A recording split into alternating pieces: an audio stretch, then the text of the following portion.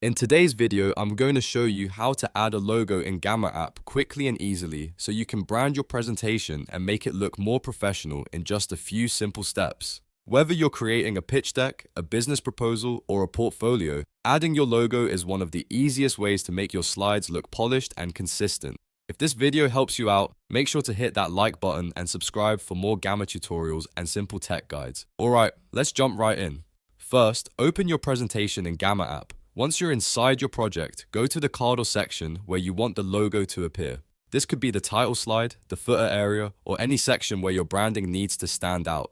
Gamma makes this really easy because you can add visual elements directly into your content blocks without needing complicated design software. Now, click into a new block on the slide and type /image. This opens Gamma's image options, which is the fastest way to insert your logo. After that, select Image Upload from the menu. This tells Gamma that you want to upload a file from your device instead of using a stock image or a web image. Then, browse your computer, tablet, or phone and choose the logo file you want to use. For the best results, use a high-quality PNG or SVG logo if you have one, especially if you want a clean, transparent background. Once the file uploads, Gamma will place the logo into your slide. From here, you can resize it by clicking and dragging the corners until it looks the way you want. If the logo feels too large, make it smaller so it doesn't overpower the rest of the content. If it's too tiny, enlarge it just enough so it's still visible and balanced with the rest of the layout.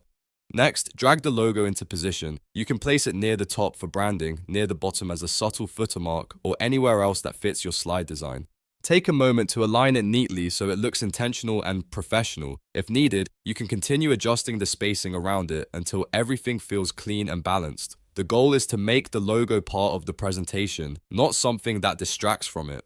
Once you're happy with the placement, your Gamma presentation is now branded and ready to share. That's all it takes to add a logo in Gamma app. It's a simple step, but it makes a big difference in how your presentation looks and feels. If this tutorial helped, don't forget to like the video and subscribe for more easy Gamma app tips, tutorials, and walkthroughs. Thanks for watching, and I'll see you in the next one.